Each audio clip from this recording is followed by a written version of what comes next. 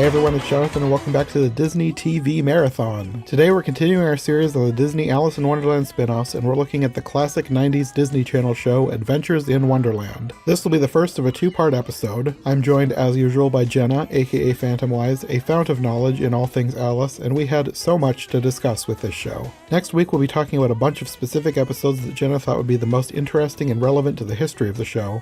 But today we'll start things out talking about the show in general and focus most of our discussion on all the different characters that make up this version of Wonderland.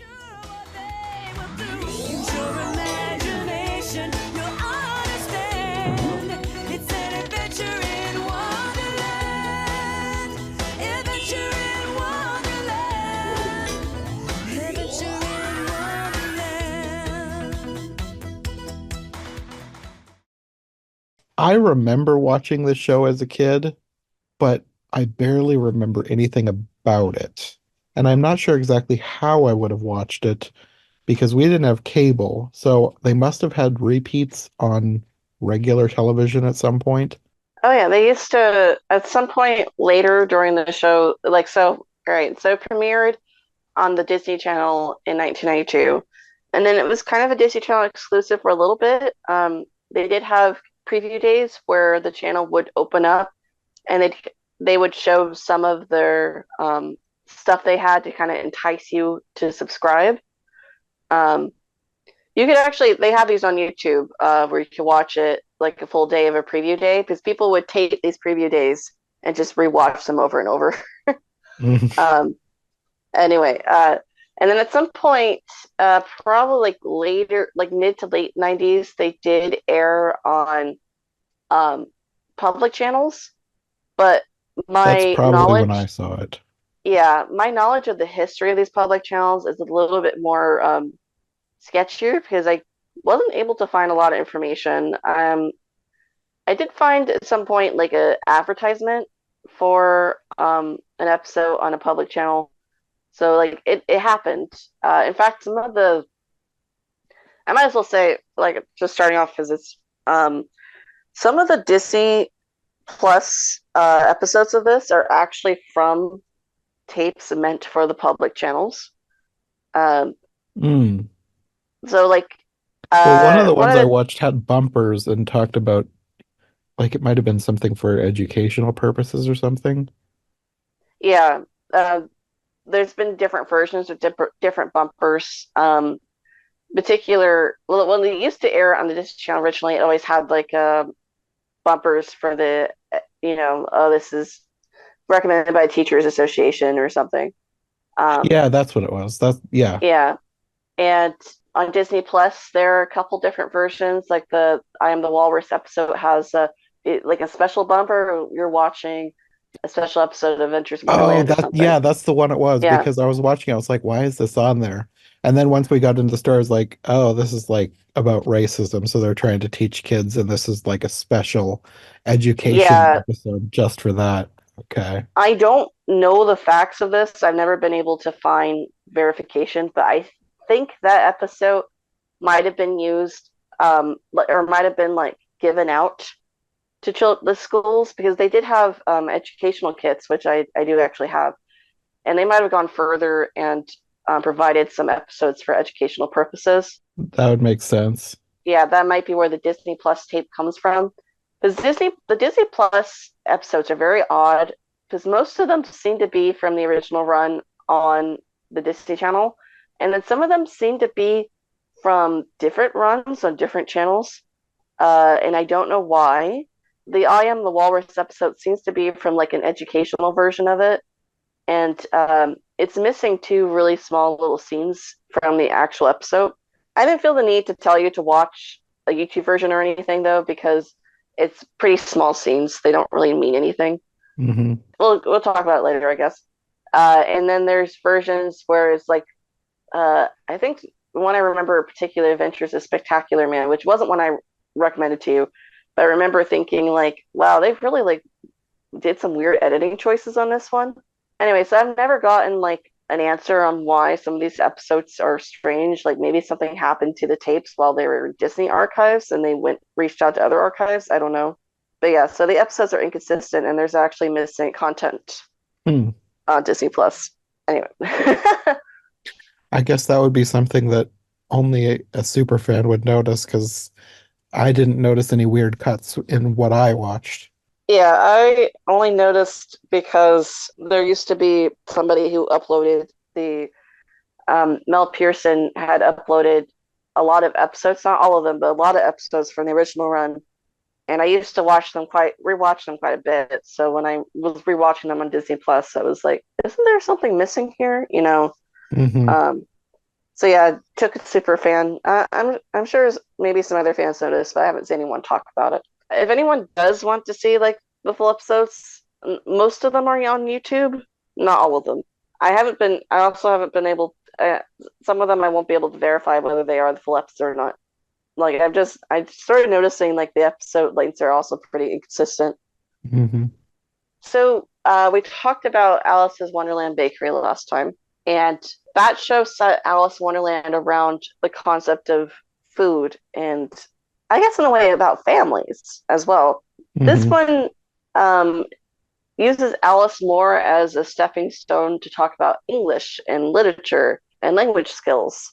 The more I watched, the more I was picking that up. Yeah, and personally, I think they do a really good job most of the time, and I kind of feel like it vibes a little bit more with Alice as a story because Alice is so, you know, well, it is It literature. makes more sense than the Yeah, baking aspect. it does. I think it's a better connection. That said, though, there's never any really strong connection. Like Alice isn't like a writer trying to, she likes to write stories or something. I think maybe that would have been a little bit stronger if they had done that. Um, Well, the one episode was like she was given a school assignment to write a story. yeah, that's actually the first episode, or first produced episode, anyway. Oh yeah. Yeah, her story in the making. I don't know if you want to jump into the episodes already, or do you want to do an overview of I mean, we topics? could talk about the characters first. Yeah, let's talk about the characters first, and before we go into the episodes. It's interesting the different ways that they chose to take the characters, but I like the choices. It makes this version unique. Just the things that they did that are different than everything else. Like Tweedledum and Tweedledee are not idiots, like round, rolling, bouncy idiots, and like they are in a lot of versions. Like this is not true to the book, of course. Yeah, to be honest, they're kind of usually the smartest ones. Well, yeah, but Yeah, I'm thinking more of like I don't know, the Disney one or the ones where they like I mean it's true to the book. They get into a battle over a rattle. So they are idiots. But yeah, yeah, I like that they put them in a totally different direction and they're obviously they're not like geniuses or anything. But I don't know. I liked that they set these apart. yeah. Well, I take one step back. I actually love the cast for the show. Hmm. Um, I think everyone is casted excellently. And Yes. so, stepping forward back into the Tweedles in particular, they have a great chemistry with each other. Obviously they're not brothers actually, but they feel like they're brothers. And everyone in this Wonderland is they could be a little bit naive, but these brothers also like are pretty intelligent compared to the other characters. I don't know. Hmm. Some episodes, one character might be more intelligent. Another episode, that same character might be not as intelligent.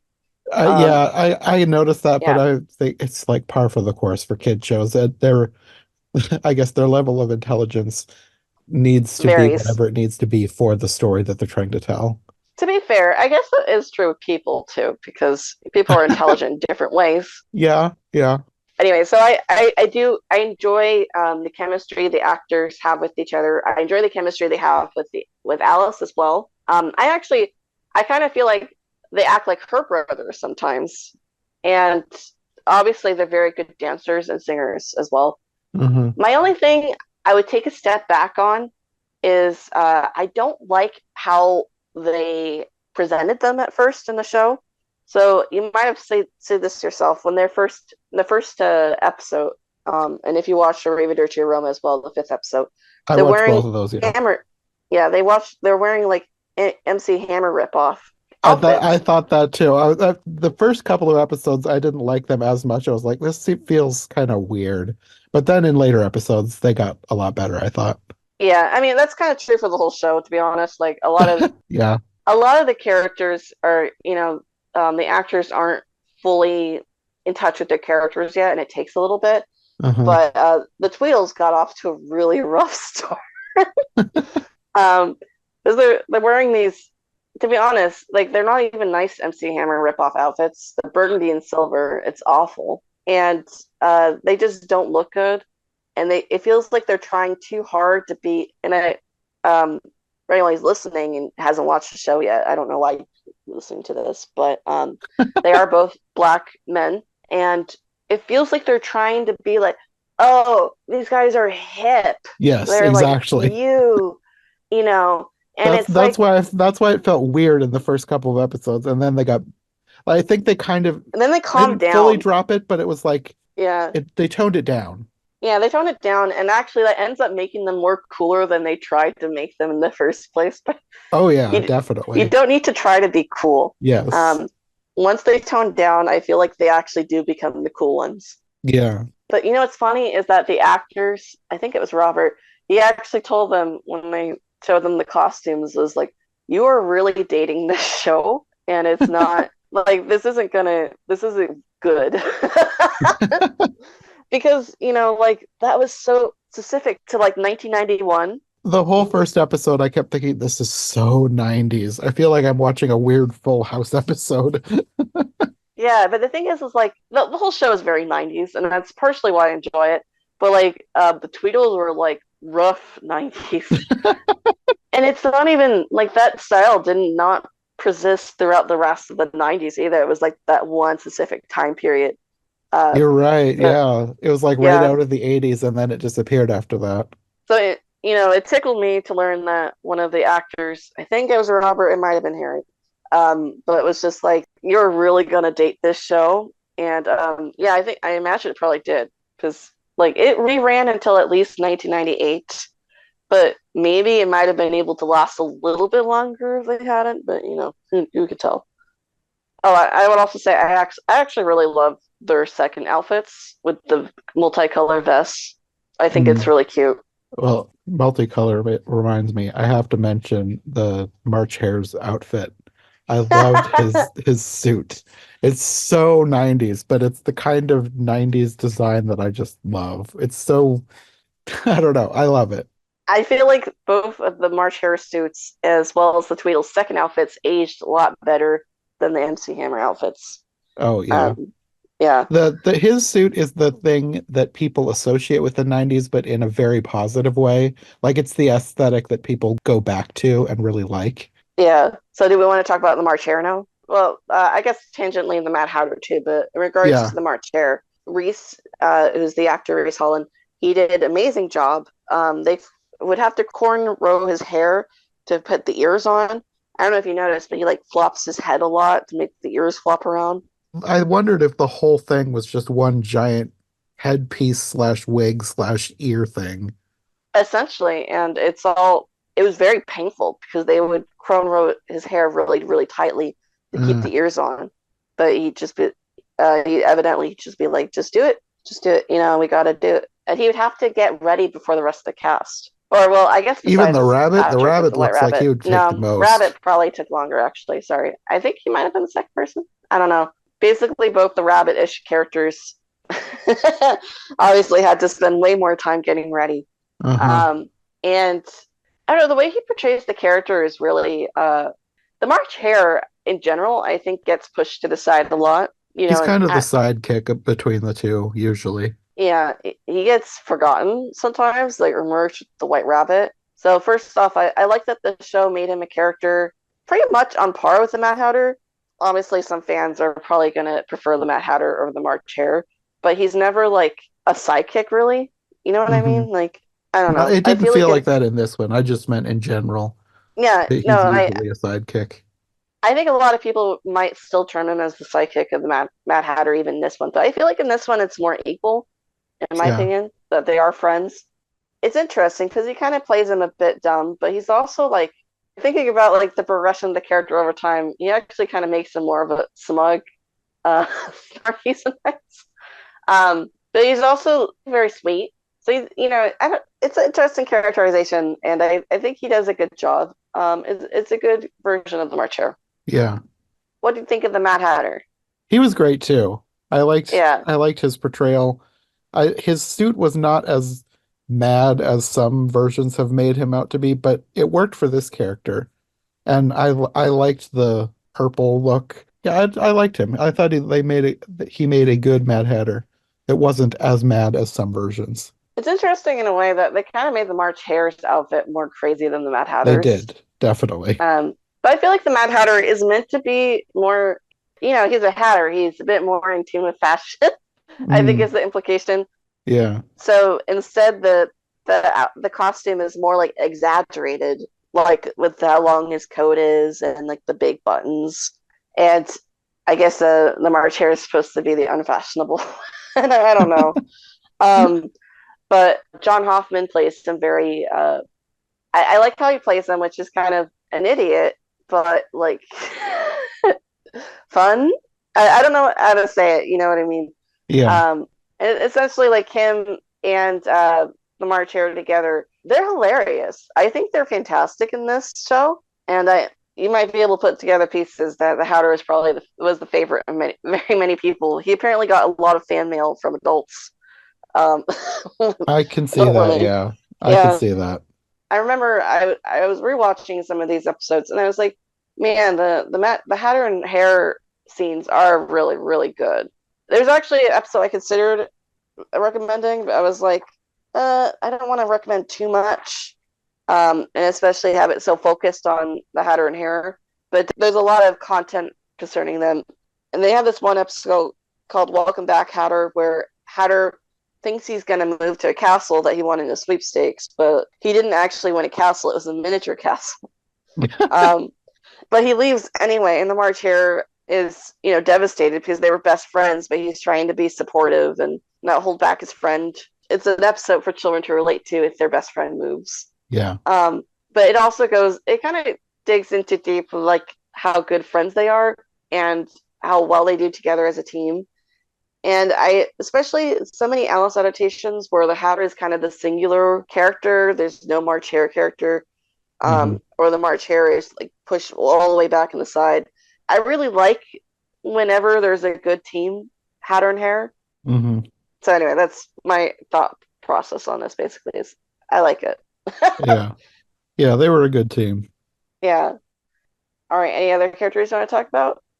Well, one of my favorite characters, well, probably mostly because the costume is just amazing, is the caterpillar.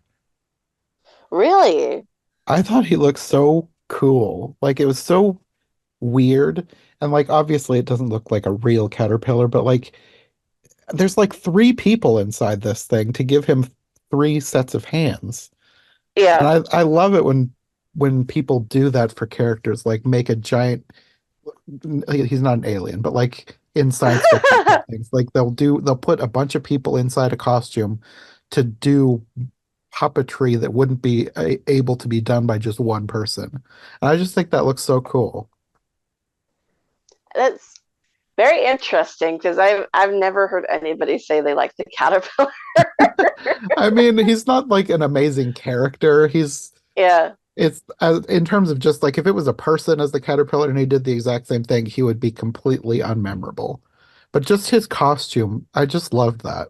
Well, let's talk about the caterpillar. I say the caterpillar is probably the weakest character in the show, but that's only really because the way they structured the show kind of ended up pigeonholing the caterpillar. And Well, he's sort of separated from everybody else, yes, partly he's because, isolated. yeah, I think it's just because of the practicality of the costume.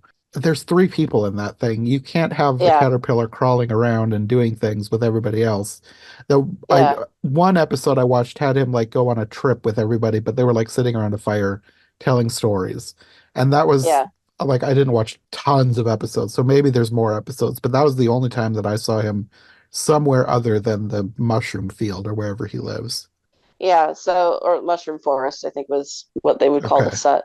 But he's um I actually kind of have a bit of an explanation for why this happens. Andy Copley was the executive producer of the show, and I've actually talked to her. She's very, very nice.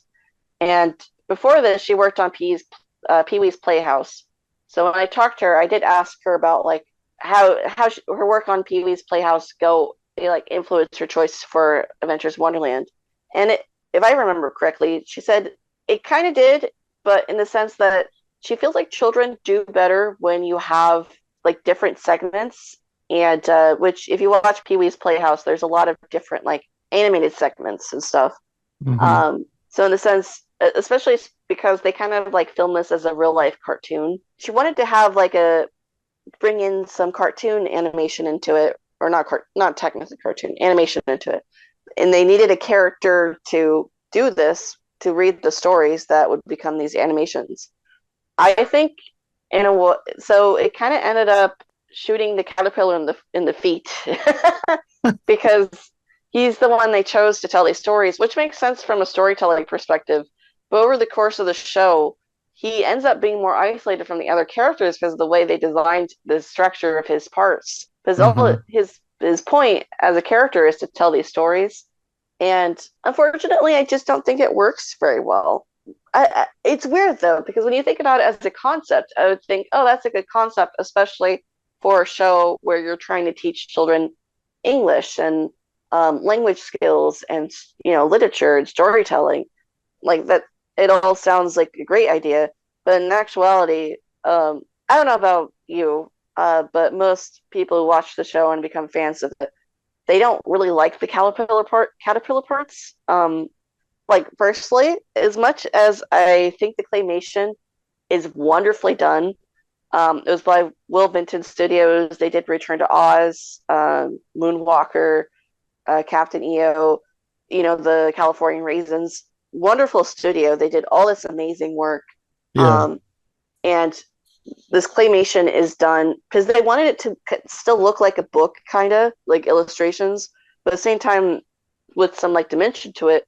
So it's like a multi-plane animation with different layers of glass, which is astounding. Like it looks fantastic. Hmm. I don't want anything to do with it usually. I skip it because well, to me, it grinds the episode to a halt when I watch it, and many times they're writing these stories and these books to like go with 2 episodes. They are not unique per episode. So sometimes the stories are like barely relevant to what's going on in the actual episode. So one story will appear in 2 episodes. It'll be the same one repeated. Yeah, maybe even 3. I thought one day maybe I Huh. would like track it and like identify each individual story and be like, okay, these are the episodes they're in. What's the quote unquote moral? How do they relate to the episodes they're in? But also, I'm really lazy and I haven't done that. So it's sometimes they don't feel specific enough to actually be helpful in the episode, like helpful towards the character. Sometimes it doesn't even like help progress the story forward. Like the characters just don't listen.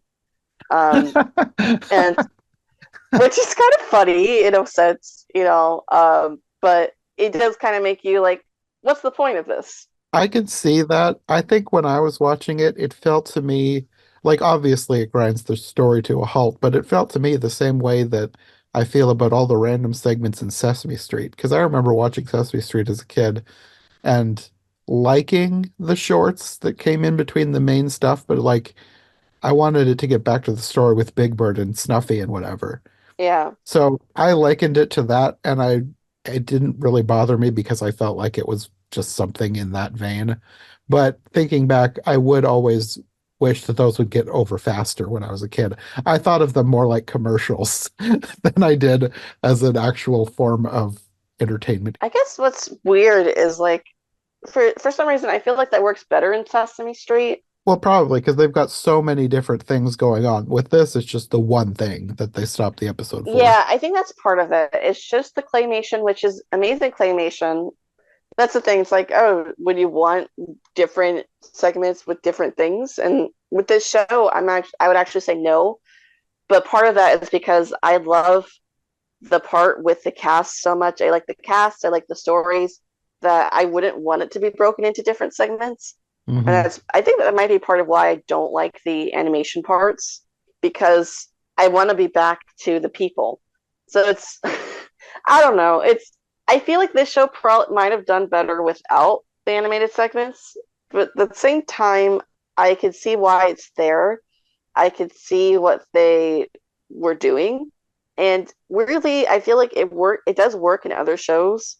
For some reason, the stars weren't aligning for this one, in Hmm. my opinion, for me, I guess. But I feel like for a lot of people it doesn't. When I was watching it, I didn't love the stories he was telling. Yeah, I think the thing that I just liked about the caterpillar is just watching the technical aspect of it.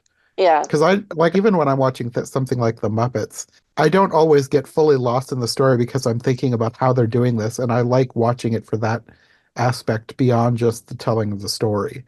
yeah. And I think that's the part of my brain that liked the caterpillar. I think if I had watched a ton more of the show, I probably would have gotten tired of it because it would have been the same thing over and over.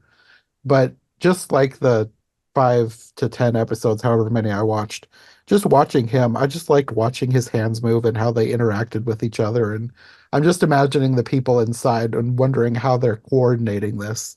I just like Oh, stuff it's like a that. lot of practice. Yeah, yeah. It was a lot of practice. Wesley Mann, who plays the head of the caterpillar, uh, Did he play the he top arms too, or was that where were there yeah, four he people played the in there? top arms. Okay. Um, he was oh gosh, can you imagine if it was another person? That'd be like I was already thinking, how yeah, are they fitting these people in there so well? yeah. Like they're really stacked up on top of each other. I think there might be a picture somewhere, but I can't remember. But Wesley was the top. I think he does a really good job actually. This is a character that I feel like could potentially be really annoying, especially in the Uh-huh. context that he brings an animated short, which is already can already be kind of annoying if it's not a welcome short, and then a character that's kind of a bookworm. Like it has the potential to not be a likable character. Yeah. Um, while I don't think the caterpillar is a lovable character compared to the other ones. I think Wesley Mann does a really good job, just like his voice and his face. And I don't think I recommended you any episodes, but they actually had him as recurring characters in other episodes, walking around without the makeup, not being the caterpillar. Oh no, Um, I don't think I saw anything like that. I think I would have yeah, noticed because I would have recognized his face. he has a unique face. I did watch the show somewhat as a kid. I have very few memories. But to be honest, I mainly remember Wesley Mann from That's So Raven, where he played the principal. Um, I need to find a picture of him because I used to watch that So Raven when it was on our local channels too. And I remember the he's the name. principal that would spit. Oh, okay, yes, okay. Yeah, That's hilarious that that's the same character or the same yeah, actor. yeah. Actually, there are a couple people from Adventures in Wonderland who showed up on That's So Raven, and I always wondered if there was a connection, but I never searched deeper into it to see if there was.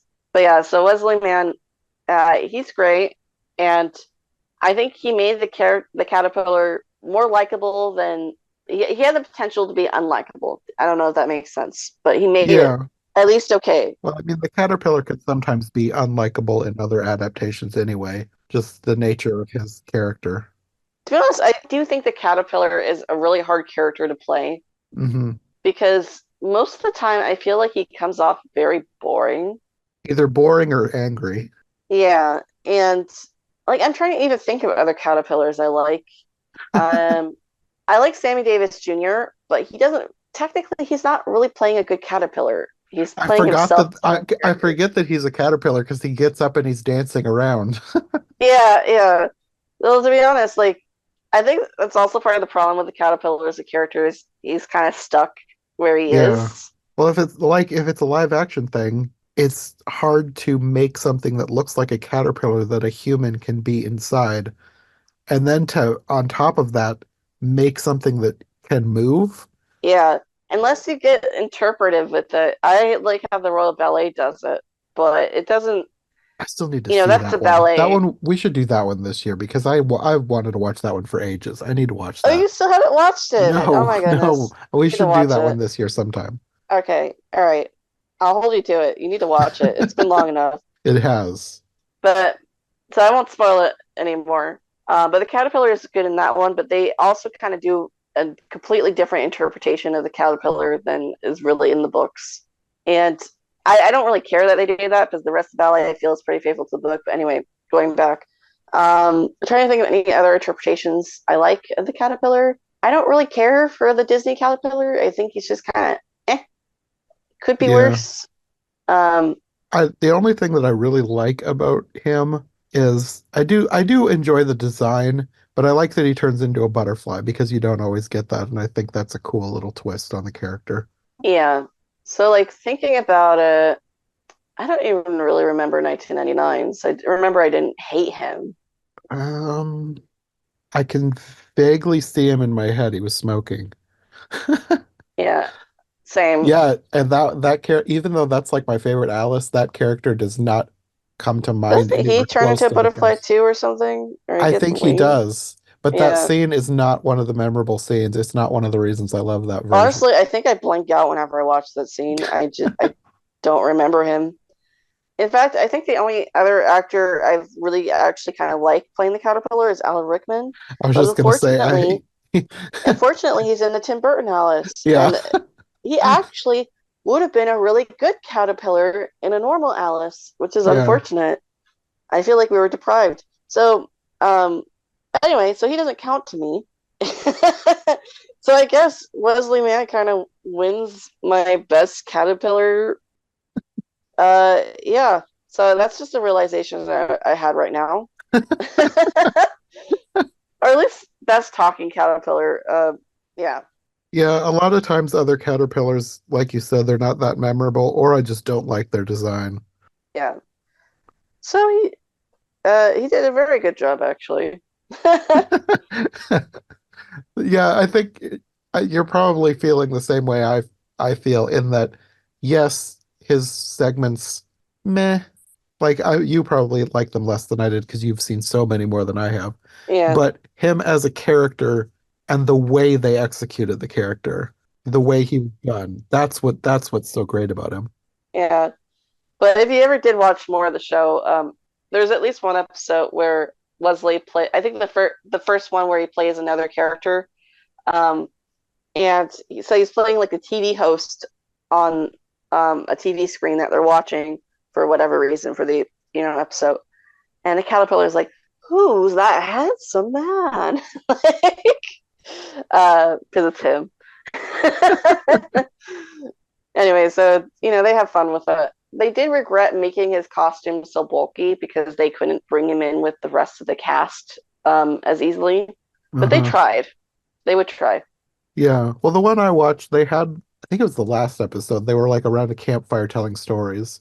So if they can set up a scene around him, that's the only way they could really use the caterpillar with everybody else because it's just too big. Yeah, that's what they would have to do essentially. They would have to set things around him. Again, if you watch more episodes, sometimes he will be invited to things and they'll if they can't like realistically put him into the scene and make it work, he'll make an excuse for why he can't be there. He doesn't want to be there.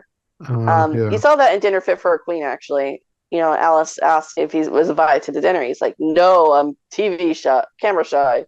Oh, yes.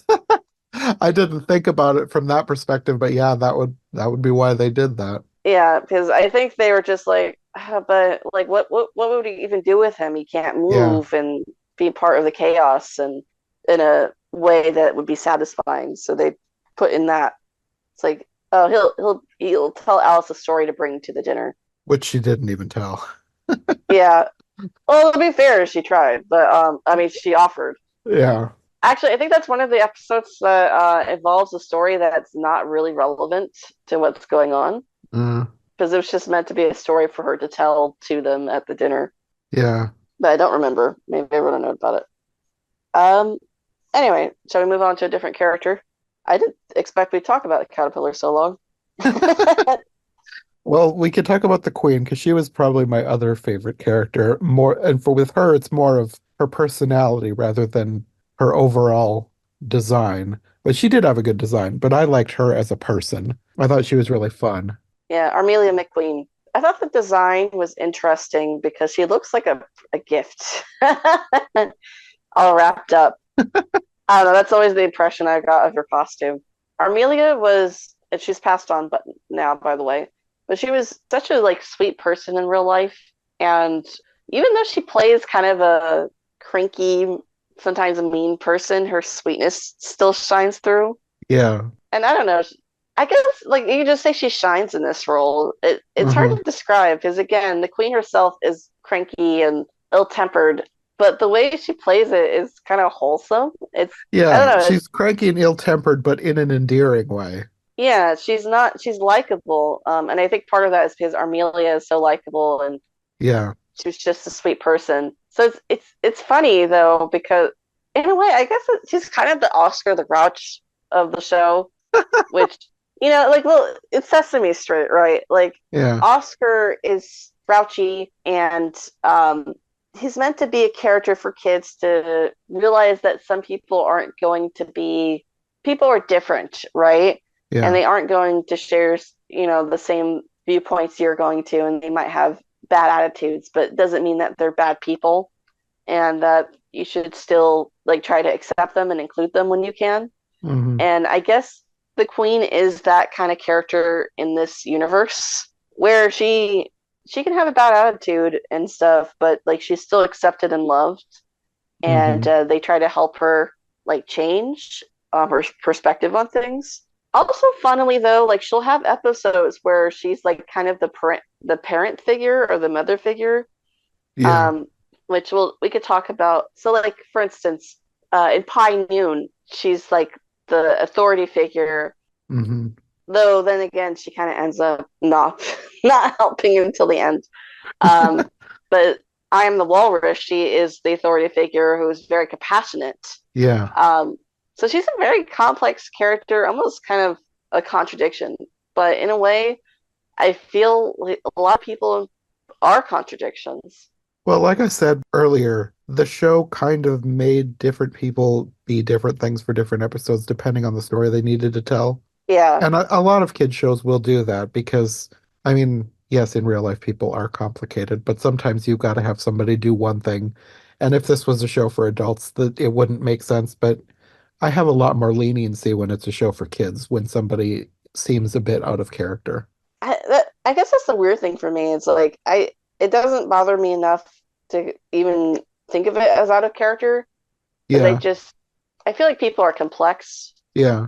and the queen in particularly is a complex character. At the same time, part of it is probably just because they didn't really think about it that hard. No, well, especially with the Yeah, Walrus episode, they needed an authority figure. And yeah, who else are they going to get? Like, she's in charge of the place. She has to be the character who accepts the yeah. walrus. Because the others, they're not in any position to force anyone else to realize how wrong they are. I feel like the queen, kind of, actually, I wonder if it's kind of a thing where it's like how Alice perceives these characters. It could be. Yeah, essentially, I don't know. I don't think they thought this deeply about it actually, because Probably not. I did talk to one of the writers, and I didn't get the sense they thought this deeply about it. But I do feel like, at least the way I think of it, is Wonderland is essentially kind of a dream world Alice can go to. Like, for instance, a lot of these problems of Wonderland kind of mirror her experiences in the real world or what she's having a problem with, Hmm. what she's thinking about. So it's like, I kind of wonder if sometimes if these characters change or like lean on different characteristics they have, it's because that's essentially what she wants to happen. But yeah, I don't think they thought about it that deeply. Yeah, probably not. Yeah. Of course, we were remiss to mention, not to mention that Armelia has a great singing voice as well. Yes.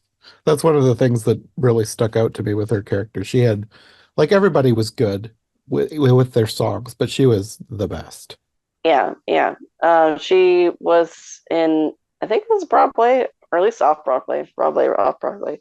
She's most famous for Ain't Misbehaving. That's actually where she met Ken Page, who plays the Walrus later, and she suggested bringing him on board. Well, actually, all of them have theater history. Now that I was about to say she has theater history, it's like all of them have theater history. Which makes sense for the show kind of show this is. Yeah, I guess thinking about it, she's probably like the most friendly version of the Queen of Hearts I could think of. Oh, by far.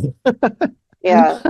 Well, I guess Alice's Wonderland Bakery might be a little bit friendlier. Well, that's true. Yeah, I haven't seen like I only recently watched that and it's not stuck in my head as one. Like if yeah, I'm same. thinking of versions of things, Alice's Wonderland Bakery is not one that's going to immediately come to mind for any character. Honestly, sometimes I still have to kind of remind myself it's a thing that exists.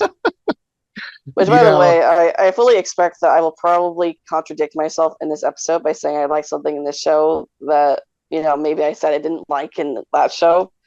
Because I'm not a well, hypocrite. p- people are complicated, even ourselves. Yeah, exactly. We are complicated.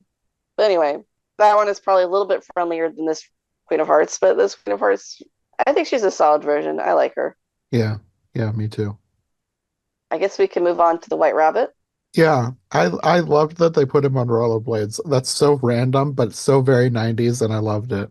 So, fun fact, well, two fun facts. Rabbit is my favorite as well. And the other fun fact is Patrick Richwood did not know how to rollerblade. He must be a quick learner because I thought he was great on them. He was, yeah. He went to the audition, and I think he originally auditioned for the Hatter, but then they asked him, like, "Do you know how to roller skate?" And he's like, "Yes." But in actuality, no, he didn't know. But they gave him courses anyway because I think they thought that they were going to give him a refresher. So they taught him how to rollerblade anyway after he got the job. But it is funny because he could have said no, and maybe that would have ended things there. But yeah, so it's kind of hilarious. He didn't rollerblade before this. And as you watch the show, you can kind of notice that he's a bit clumsy on his feet. Though in a way, it kind of suits the character that they're portraying at that time, Yeah, definitely. being a bit more clumsy. Yeah. But as the show progressed, like he gets better and better and better. And as far as I'm aware, last time I heard of him, I'm Facebook friends with him, but I don't go on Facebook anymore.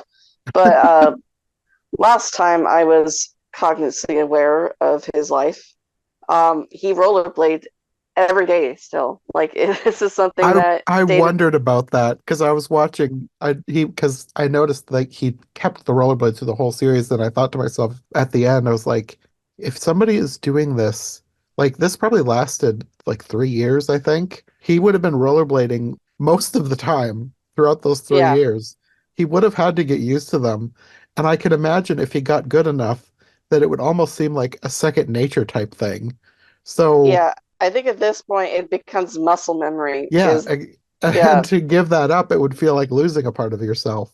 yeah, yeah. He kept rollerblade. He didn't. I think he got a different pair of rollerblades. He did keep these rollerblades actually. He ended up selling them much later. But I was shocked that he kept them. I guess it makes sense. Why would they want to hang on to it? They got really scratched up, as you can Yeah, imagine. yeah. Anyway, he did sell them maybe like 5 years, more than 5 years ago. I don't remember to a dedicated fan. I didn't even know he had them. I don't know if I would buy them if I knew. And I would assume they were probably a precious memory that he wouldn't want to give up. And I wouldn't even ask. But fan did ask, and he sold them. Um, but I think it's really cool that a skill he learned for the show stuck with him. Uh-huh. And oh, another thing about Patrick's portrayal of the rabbit was, he's essentially in this fur suit. Yeah, It took ages to get to do all the makeup, and once he's in there, it was baking in there. I can It was imagine. hot. Yeah. Yeah, it was really awful. At some point, he even passed out, Oh, and I'm not surprised. Yeah. yeah, they had to rip like the suit off of him, and they had like this thing. So basically, underneath all the fur is like this kind of what's the terminology for it? Almost like a refrigerator suit. Cooling system. Yeah, a cooling system, like a cooling layer, and it wouldn't be running while he was like dancing or acting on the show like in front of the camera. He would have to go to an outlet and plug in and then cool off. Mm. So he had to take pretty frequent breaks. As you continue watching the show, so there's kind of like two seasons. Actually, I'm not 100% sure when the first quote unquote season ends. The difference between them is the first season was filmed at the time Disney's MGM Studios, now Disney's Hollywood Studios in Florida. So they would Hmm. have people watching as they filmed, which I wish I could find footage of that, but they wouldn't allow anybody to record on the tours. So unfortunately, there's not. But Hmm. anyway, so during this time period when it was filmed there, he's a lot more prevalent in the episodes, basically in the stories. But then during the second season, so essentially they decided they wanted to film more. They moved it to California, to Studio City, California, which you would never be able to tell. Well, the set looks exactly the same. But at the time he was doing that, he's like, they changed his contract actually, so he was required to be there less. So in later episodes, he's not there as much. He's not as prominent. They also changed his head shape a little bit, I think, to kind of like not make it as unbearable regarding heat. Mm. But yeah, so if you did watch the full show and you notice he's not in it as much towards the end, that's why. Okay. But anyway, sorry, now I've just been talking about the realities of playing the character. But the character itself, I think Patrick does a fantastic job. I love his voice, and I think his personality is really interesting because it's kind of, well, the way Patrick described it was like he would kind of pretend to be like the rabbit feels like he's above everybody else. He's a bit pretentious. Yeah, he's a bit pretentious, which is funny because he's also kind of dotty and clumsy. People are complicated. Again, he's a complicated character. At this, he's dotty and clumsy, but at the same time, he's also like really talented. Yeah. He could clean, he could cook. And do it all on rollerblades. He does it all on rollerblades, and then he also does like a gazillion other jobs. At some point, he's basically kind of the postman as well, for the Red Queen at least, where he gets her mail.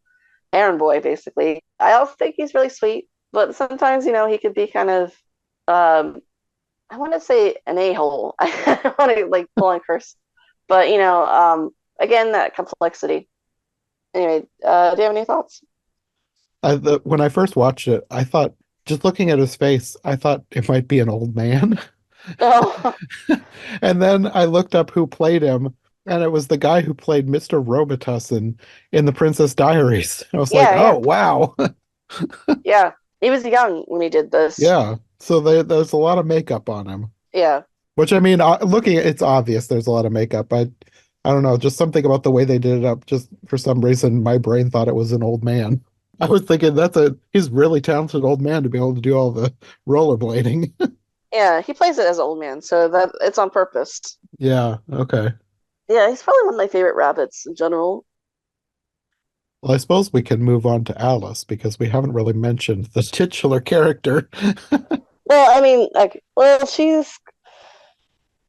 I think the thing about a lot of these children's shows, especially like this kind of show, is she ends up kind of being the token character for Yeah, the young audience to identify with. yes. So she's a little bit more blank. Hmm. That said, though, I think Elizabeth Harnoise does a good job. She's very pretty. I love her outfits. Yeah, she was a great choice for Alice. Yeah, honestly, she's a great actress. Like, especially as you like watch her progress throughout the show. Actually, I think the most interesting thing about like Alice's character and watching her is really seeing Elizabeth grow more and more confident in her acting abilities. I thought that from watching because the way I watched it was like skipping around, but not going out of order. Like I'd watch one and then go ahead like 10, 20 episodes. And I could tell a definite progression of her acting from the beginning to the end. I wonder if she sees it. I wonder if I'm sure she views the show fondly, but like I feel like she really started like coming into her own acting here. Hmm. Yeah, it's funny actually. Alice is a character. Thinking about it, so in a sense, she is kind of the creator of this world. It's her imagination, and she imagines all these characters, but she ends up being the voice of reason very, very often, or almost like the adult amongst children. I don't know, it's kind of interesting in that regard. It's actually a lot like the book now that I think about it. Yeah. She's the one who wants to imagine a world like this, but she's also the voice of reason. Though that said, like she has some moments of like where she's not as reasonable. Yeah, I mean, I believe she's a real kid. Yeah. 10 out of 10. She's also not annoying, I think is Mm. I think a lot of Alice's like actresses for Alice, they tend to err on the side of caution and go with someone a little bit older, just because Mhm. it is really hard for a kid to be in such a crucial role and not be annoying. I don't know if that makes sense. Yeah. Really, the only one that I can think of right now that was fully not annoying that was really young was the one in the Svankmajer version. The what version? The Jan Svankmajer, the Czechoslovakian, the weird Alice. Oh, the stop motion Alice. That Yeah. almost doesn't really count. She's more like a puppet. Well, part of it, but when she's a real person, she's not annoying at all. I thought she was one of the best really young girls to play Alice. Yeah, I guess, but I don't know. I feel like it's more curated in a sense because it's like she doesn't really talk. Well, Um, yeah, I suppose that might be that might have something to do with it. yeah. I didn't think of that. I mean, she does have moments. I don't know. It's a fair point. And then compared to like other Alices that are young, Natalie Gregory is not like the worst child actress ever. In fact, she actually can be quite good. But like the way she was directed in Alice, she Yeah. comes across as pretty annoying, to be honest. Yes. Like, I have made peace with it. I just ignore her when she's being annoying when I watch it. I always admire when you have an actual child actress who's able to do Alice well in Yeah. that regard. Yeah. And I feel like Elizabeth is one of those. And considering, it would have been quite a lot of pressure as Uh-huh. well, because the filming was pretty intense. So they would do two, if I remember correctly, they would record 2 episodes a week, but also with like script readings and rehearsals for like the next episode in the next week. Uh-huh. So they were kind of like working on 8 episodes at once, in a sense, I guess you could say. I mean, you'd have to, as I was surprised that there were 100 episodes. Well, 99, because Yeah, I guess I assumed that maybe there would be like 50 or 60. And since it only ran for 3 years, that's a lot of work to get that many episodes out in that short of a time. yeah, they did it all pretty much almost at the same time. They did have the break in between. Hmm. But yeah, they did. There actually is a story that came out in interviews later where Elizabeth, so they were in Florida, I think, at this point, and she had like a cousin, and they stayed up way too late, like almost all night, in like a hot tub talking, and she lost her voice the next day, and obviously not good. When you're Yeah. supposed to be recording a show, she got scolded and everything. But considering that only happened once, and she was so young, Uh-huh. and it was just staying up in a hot tub for too long, talking for too long. I actually recently saw her in when I say I recently, I mean I watched it recently, not that she was recently in this, in a movie called One Magic Christmas, before this, which is a Disney film. And let me tell you, it's completely wild. And I won't, it's a weird film, but she plays like the daughter in it, and she is actually, I think, probably the best thing in the whole film. Hmm. She was really good. I don't think I've heard of it. Yeah, if it was done with another child actress, it probably wouldn't have been as good. Anyway, so Alice, she's good. Thumbs up. Well, there are still two other characters that we haven't really talked about that are not exactly main characters, but they're always there, the Cheshire Cat and the Dormouse, Oh which yeah. are played by puppets. So I love this Cheshire Cat. So he was sorry, I'm just like thinking about how they did the Cheshire Cat again. I'm like, oh my gosh. So he was being puppeteered by multiple puppeteers, and then Richard Coleman would do the voice, and he would do like the face motions of the puppet, obviously off screen. Hmm. It was kind of weird because he was part of the cast, but at the same time, not really, because they would have to add in the cat later. Hmm. They actually, the cast kind of had this, joke about like, oh, stupid cat, because now they have to act to air. There's nothing there. I think Richard would be there reading his lines, maybe, for them to act off of. Hmm. But it's really really impressive. Actually, Richard has been naughty, and he shared the bloopers from the first season with the fan who put them online. And when you watch these bloopers, you could actually see them like preparing for recording with the cat. He's like just talking, saying random things. I don't recommend viewing these bloopers if you don't want to hear inappropriate content or cussing. Um, but he's just like saying random things in accordance to what's going on. Like he's talking to this person who's standing next to where the cat is on the blue screen or whatever. I don't know if it's blue screen or green screen. Um, and the rest of the puppeteers, while they're preparing and testing the cat, they're like going along with what he's saying, and I don't know, it's just beautiful puppeteer work. And the cat's kind of like creepy looking, but I don't know, I love him, and if I could buy him, I would. I think he was made by a company called the Chiodo Brothers, but I never was able to find out what happened to the cat after the show, and I'm kind of sad. I wish I knew where he was. I have a conspiracy theory, which I don't know if you want me to tell what I think might have happened to him. Um, Go ahead. so there was a show called "Sing Me a Story with Belle," kind Oh, of I shortly vaguely after remember this. that one too. I think I mentioned this when I was talking to somebody else.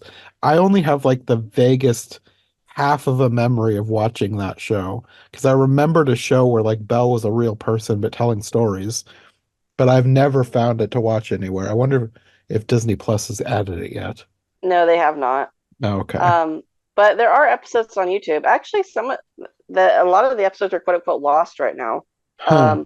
So growing up, I watched it on a videotape. Like they released an official videotape, maybe two, and I watched those tapes quite a lot actually. But as a kid, I actually wasn't aware that it was a show with like more episodes, but it was. Some of them are uploaded on YouTube, some of them are not. But there's a cat, I think called Harmony on that show, who looks a lot like the Cheshire Cat if he was reskinned. So I kind of wonder if maybe that's where he went. But I don't know. I've never heard one way or other what happened to the puppet. Anyway, do you have any thoughts on the cat? Um, I liked a lot of it, but I didn't like the face very much. That's fair. I think part of it is a lot of these kind of like puppets with like robotics in them, they end up looking kind of weird. I Yeah. will admit, he looks creepy. Maybe that's it. Like I didn't think like when I look at him, I don't think creepy, but maybe like subconsciously my brain finds him slightly off-putting in that way. I don't know. I just don't love the face. Like I like the puppet, but the face is I don't know, just kind of off. I feel like it kind of, I don't know. I think part of this is because I feel like it works for the character of the Cheshire Cat. That's true. Yeah. Yeah, I like my Cheshire Cats to be a little off, unsettling and creepy. I don't want him to just be a normal cat. Yeah. I guess in that respect he's a good one. Yeah, so I think it adds to it for me. I don't know, the whole thing works together for me. He looks a little creepy and unsettling, but he also looks really fluffy, and I'd want to pet him. But and I think with Richard's voice, where he kind of his cat is not he's not a bad character or anything, but he's very very mischievous. And again, he's kind of on his own side. He's not really with, he's like, he is a Wonderlandian, but he's not really like with them either. Like, he's kind of detached from them. And I think that kind of I don't know, I like my cats to be there on their own side, like what entertains them. Hmm. So I kind of enjoy that he pops in. He's a bit opportunist, right? He's like, "Can I get something?" It's like, "Well, oh, you need help? Okay, bye." He's in it for his own enjoyment, Yeah. and I enjoy that. As for the dormouse, to be honest, I don't really like the dormouse. I thought he was cute.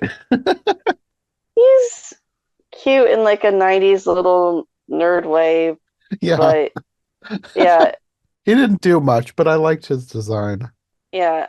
I appreciate that they're trying to be faithful to the book in that, there's a hatter hare and a dormouse. Hmm. Um, but I think just because of the way they kind of like designed it with this little mouse with a little voice who like he's not really a part of them. You know what I mean? Like Yeah, yeah, I definitely could see that. He's not a main. he's almost like a pet. Yeah, He just kind of pops up once in a while to react to something and then disappears again. Yeah, he's like he lives with Hatter and Hair, but he's not like I don't know. It's like they take care of it. It's kind of like if he had a pet that talks. Um, Yeah. yeah, and it's I don't know. I'm not feeling it.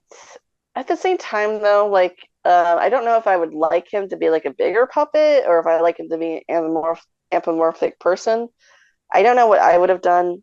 I like him as a little character. Like, to me, the Dormouse should always be tiny because it always feels weird when you have a giant person playing the Dormouse. I mean, fair, I guess. But he's also like not really participating. Yeah. Well, in the book and most versions, he's asleep most of the time anyway, so he's just kind of there. I guess. Maybe I might like him more if we could see that he was sleeping. I don't know. That actually would work. To have a little chair for him. Yeah, or make it like when he disappears into the teapot, it's more clear that he's going to go sleep. I don't know.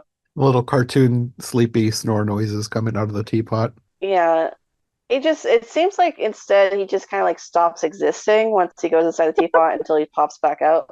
And Kinda, I think yeah. yeah, and part of me I don't mind that in a sense because I don't care too much about him that he disappears, but I guess I don't really care that he disappears because I don't really have to engage with him when he's not there. I don't know if that makes any sense. No, it does, yeah. Yeah. Credit where it's due, though. John Lovelady, from what I understand, he has extensive experience with like the Muppets. Yeah, I saw his name and I was like, why do I know that name? And then I clicked on it and I was like, Yeah, oh, he's done all of this other stuff with the Muppets. That's why I know the name. Because he's yeah, probably been in the credits of so many things I've seen in the past. he's an excellent puppeteer. Yeah. And in a sense, I don't know. I feel a little bit bad for him because it doesn't seem like he really like was able to connect with anybody else on the show because his character is just in a teapot and so he's under the table the whole time. Was that the only thing he did, or did he help with any of the other He might have stuff? helped with the cat. I don't know. I'm not sure. I don't think he's ever been talked to about his time on Adventures in Wonderland. It would be interesting to get his perspective Yeah. on the character because I wonder what he would have thought about his own character. I don't know. He doesn't really feel a part of it. Yeah, I think that's all I have to say about the characters. Obviously, we still have like, two more to talk about, but I figured maybe we could talk about them when we get to their episodes. Yeah, we can move on to that because there are Yeah. two other Wonderland characters from the books that make apparently multiple appearances. I only watched one of each. Mm. But you've got the Duchess and the Walrus. I know Ken Page from something else, but Terry Garr, I should look her up because she looks so familiar. She's most famous for Young Frankenstein. I haven't seen that. That's one that's on Oh, my list that I need to see. well, I mean, okay, yeah, you could look her up. I can't remember what else she is. All I know is she's most famous for that. Ken Page is most famous for Oogie Boogie from Nightmare Before Christmas. Yes, he has a very distinct voice. Yeah, I think he does a great job here, and I absolutely love his art chemistry with Armelia. Tell they're old friends. Yeah, and the makeup on him looked great as well. Yeah, actually, the makeup looks really, really good on him. Like for a character like that in like lots of other kids shows, I could see it looking just wrong. Yeah, But for him, they did it in such a way that, like, yeah, he doesn't look perfectly like a walrus, but he looks like a good human walrus hybrid that's not creepy.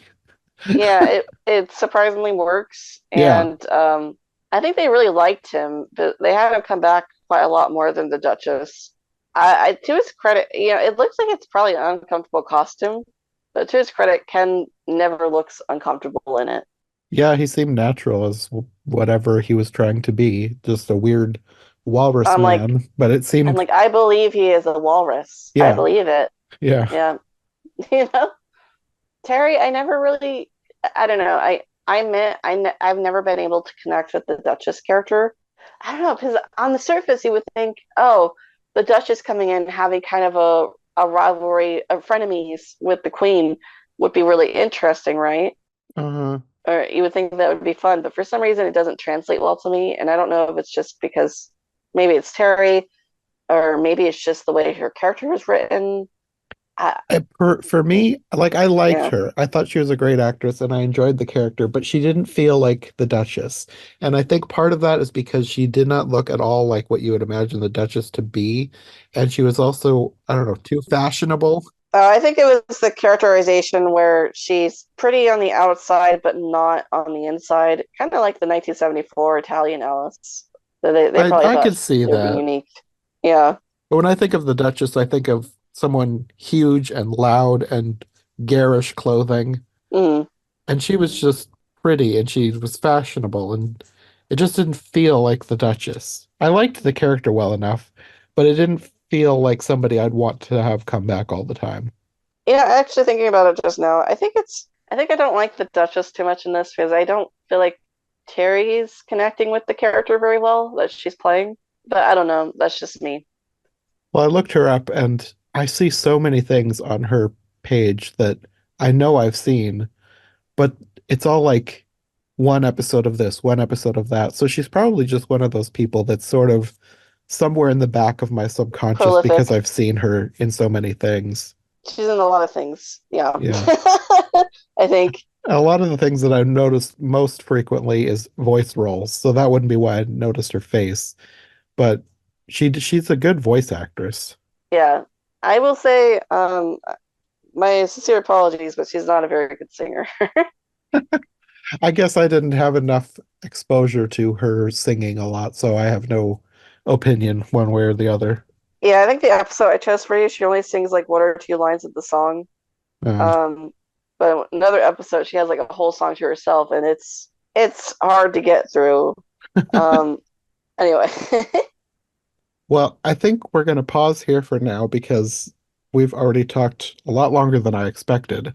So next time we'll come back and continue our conversation. But until then, do you want to let people know where they can find you if they want more from you? yeah, of course. I am Phantomwise on YouTube, and also love Gift of a Fairy Tale on YouTube. Okay, well, we will see you next week for more adventures in Wonderland. Thanks for listening to the Disney Movie Marathon. If you enjoyed this episode, make sure to subscribe and follow my co-hosts as well. My link tree and all of our links will be in the description below. If you want more of my content, all my podcasts are available on YouTube as well as most podcast platforms. If you enjoyed this show, check out one of the other podcasts or check out my Patreon for bonus and extended episodes you won't find anywhere else. We'll be back soon with another brand new episode, so thanks for listening and we'll see you next time.